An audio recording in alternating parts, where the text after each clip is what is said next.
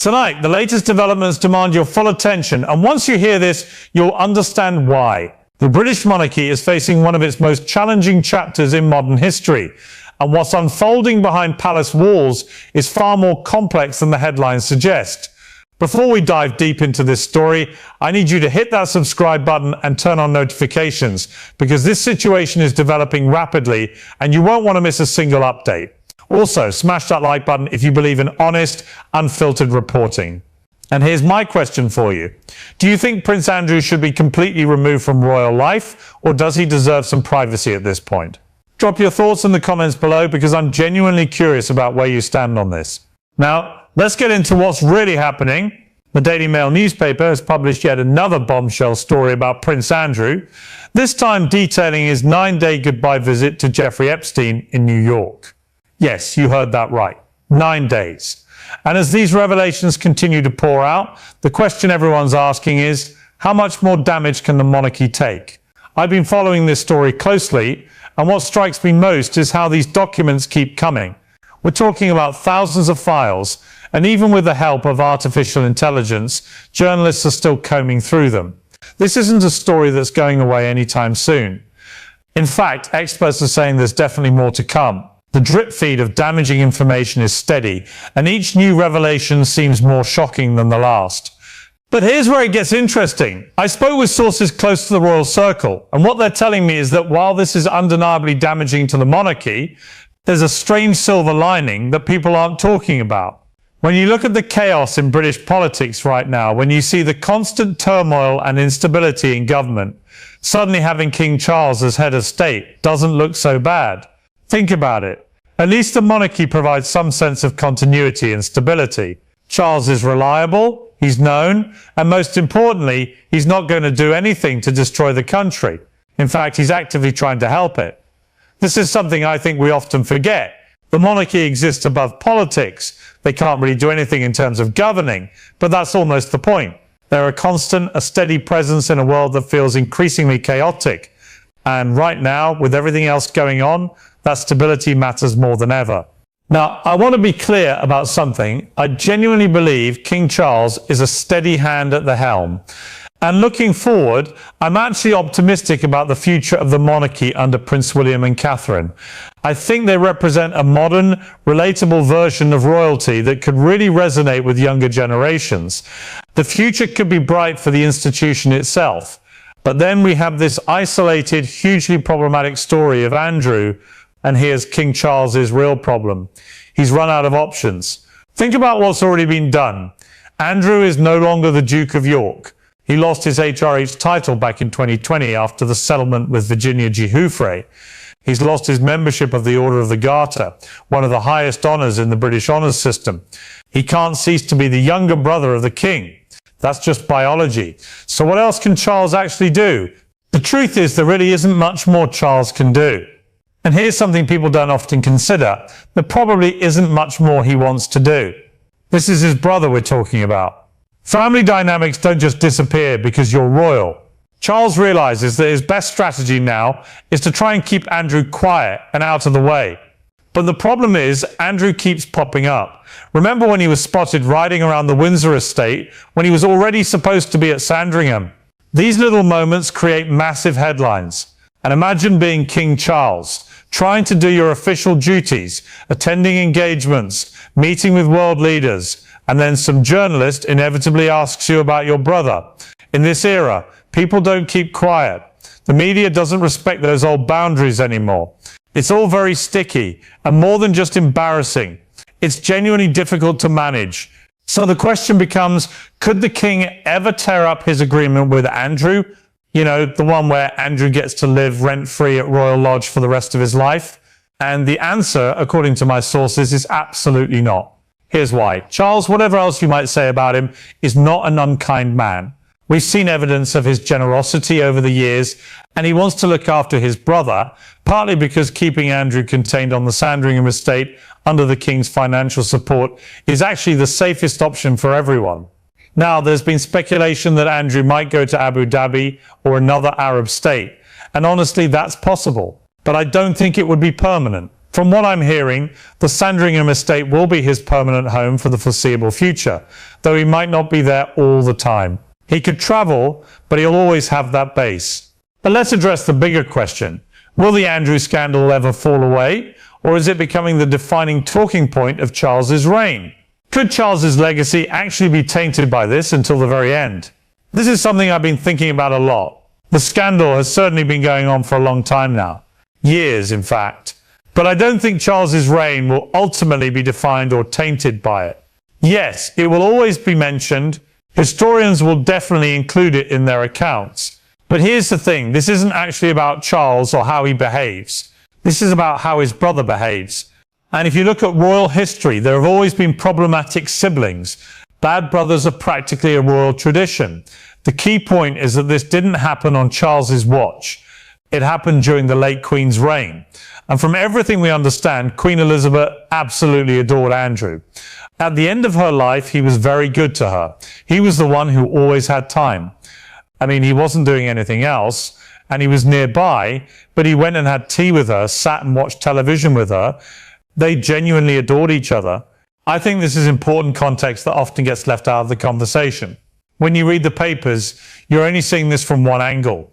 The angle where we're all very angry with Andrew. And that anger is justified, don't get me wrong. But there is another side to him.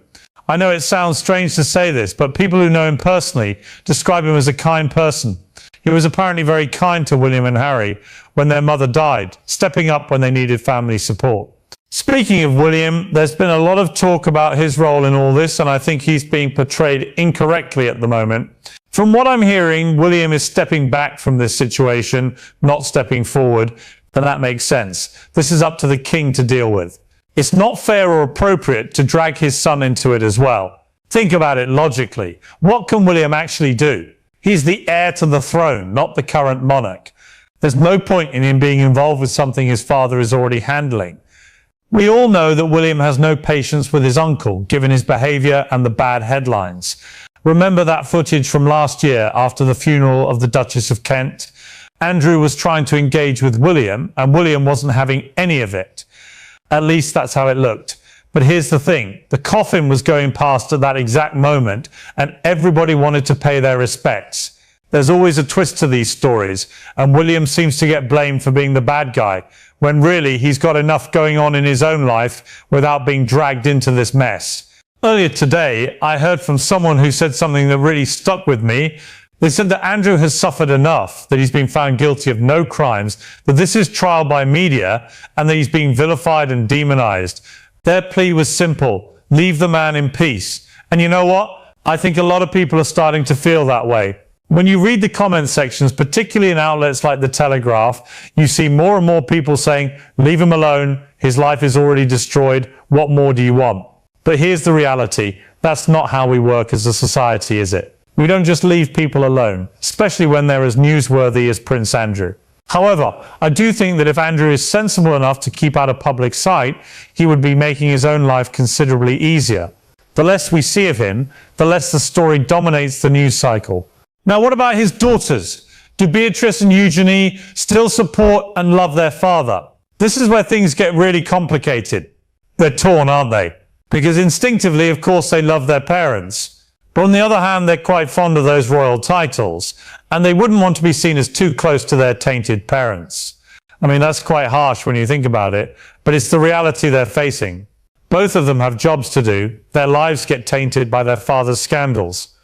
When this whole thing really blew up, Eugenie was working for Hauser and Wirth, an international art dealer, one of the best in the world. Her husband was reportedly losing clients because of the association with Andrew. So they had to stand back. It was the same for Beatrice. But standing back doesn't mean they don't love their father. It just means there's nothing else they can practically do without destroying their own lives and careers. And then there's Sarah Ferguson. It's been reported that she's quite low mentally and technically homeless at the moment, or about to be. I have to say, I feel genuinely shocked by what's happening with Fergie. People who have known her for years say that what we're reading in the papers is not the person they knew. And I actually feel a lot of sympathy for her. Has she been greedy? Yes. Has she been stupid? Probably. But she hasn't committed a crime. She's just been, well, irresponsible. But here's the uncomfortable truth. She is quite responsible for what's happened to her husband. Fergie is a damaged person in many ways. She came from a difficult domestic setting with divorce and adultery in her background. Her childhood was rather traumatic, and it seems like she bears those scars. Now, I don't see this as an excuse, but it is important context. The real problem is that she introduced Andrew to this lifestyle, to these high-flying circles, and according to what I've been reading, her debts actually persuaded Andrew to maintain his friendship with Epstein. Think about that for a moment. Andrew needed to borrow money from Epstein to pay for Fergie's debts because Andrew didn't have the money himself. The whole thing is a horrible, tangled mess, and I do feel that Fergie is responsible for quite a lot of it. And I think she probably knows she's responsible for it too. That guilt must be crushing. It's terribly sad how this has all played out. King Charles waited so long to become king, and this is part of the mess that he inherits. And let's not forget, we've got the small matter of his cancer battle as well. The man is dealing with his own health crisis while trying to manage a family scandal that won't go away and run an entire nation's symbolic institution. So what about the future of the monarchy? Is it still secure, notwithstanding all these bad headlines? I genuinely think the monarchy is still secure, and here's why. What alternative is there? This is the question that keeps coming back. There have been so many scandals that have hit the monarchy over so many years. This one has obviously been the longest and probably the worst in recent memory, in our lifetime certainly. But the monarchy is still there, carrying on, doing their everyday work. Yes, it's dented them. Yes, it's dented their popularity in the polls. But I'm absolutely sure that they will carry on. You see, we get a bit dramatic sometimes. We say, oh, this is so bad for the monarchy, this is the end. But then the next day something else happens. News moves so fast now. The cycle is relentless. Today's massive scandal is next week's footnote. What really matters is that the institution keeps functioning, and it is. King Charles is attending engagements, meeting with world leaders, supporting charities. Prince William and Catherine are raising their children and carrying out hundreds of engagements every year. Princess Anne is working harder than people half her age. The machinery of monarchy continues to turn, regardless of individual scandals. I think what we're witnessing is actually a test of the monarchy's resilience. Every institution faces moments like this, moments where it seems like everything might collapse. But the British monarchy has survived far worse than this over its 1,000-year history. It survived the abdication crisis, it survived Princess Diana's death and the public anger that followed. It even survived the scandals of previous centuries that make Andrew's behaviour look tame by comparison. But I'm not saying this to minimise what's happened. The victims in the Epstein case deserve justice and sympathy. The anger toward Andrew is legitimate. What I'm saying is that institutions are bigger than individuals. The monarchy is bigger than Andrew, bigger than any one scandal, bigger than any one moment in time. What bothers me most about this whole situation is the human cost. Not just for the obvious victims, but for everyone caught in the blast radius. Beatrice and Eugenie didn't choose their father or his choices.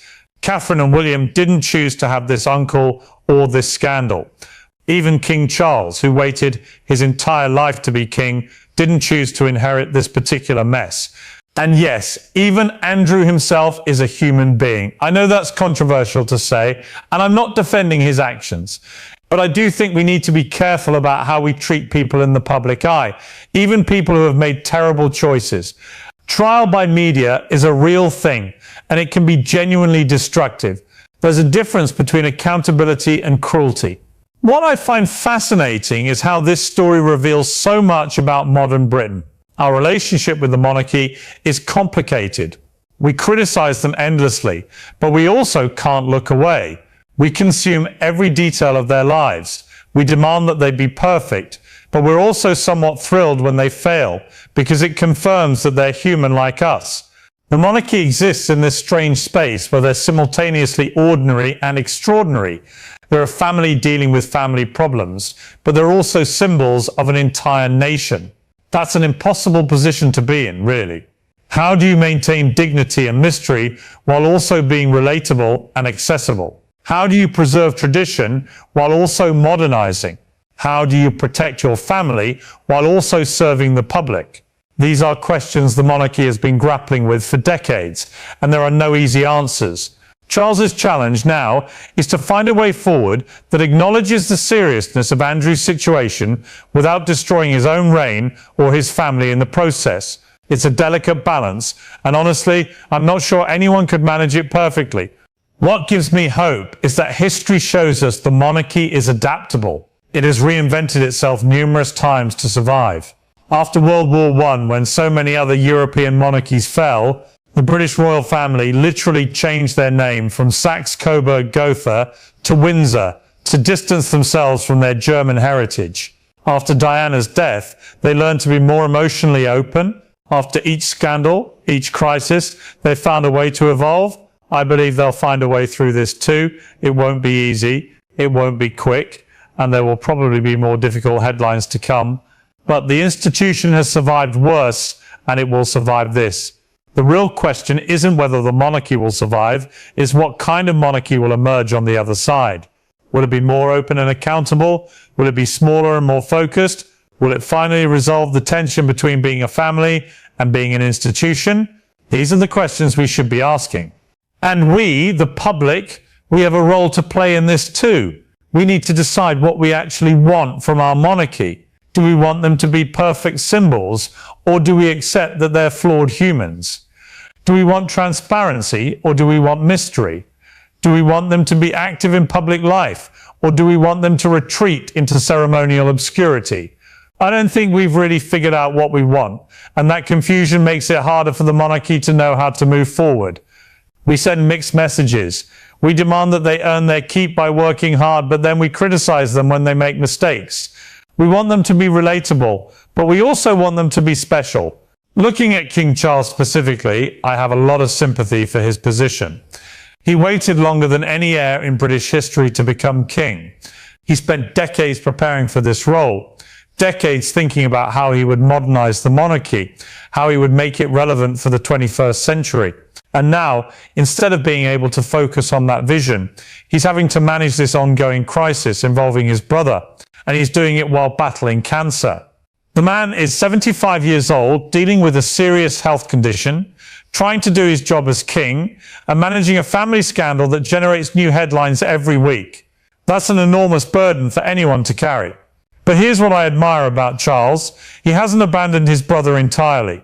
He could have cut Andrew off completely, washed his hands of the whole situation. But he hasn't done that. He's maintained some level of support, some level of family loyalty, even though it would be much easier not to. Now, before we wrap up, I want to hear from you. Do you think the monarchy can recover from this? Do you think Andrew should be completely cut off, or has he been punished enough already? Do you think King Charles is handling this well? I'm genuinely curious, so please leave a comment below and let's have a real conversation about this. The Andrew scandal is definitely one of the darkest chapters in modern royal history, but I don't think it's the final chapter. The story of the British monarchy is long and complicated, full of triumph and tragedy, scandal and redemption. What happens next depends on what else emerges from those documents, how Andrew conducts himself, how the public reacts, and how the royal family manages it. It's all interconnected. But I'll be here following every development of the story and keeping you informed with detailed analysis, because this matters deeply. Whether you're a monarchist or a Republican, this is a significant moment in British history that will have lasting implications. So make sure you're subscribed and have notifications turned on, because as I said at the beginning, this story is far from over. There will be more developments, more revelations, more twists and turns. And I'll be here to break it all down for you, to provide context, to ask the difficult questions, and to give you the information you need to form your own opinions. Hit that like button if you found this analysis valuable and insightful, and don't forget to leave a comment with your thoughts. I read every single one, and your perspectives help shape how I cover these stories. We're all trying to make sense of this together, and your voice matters in that conversation.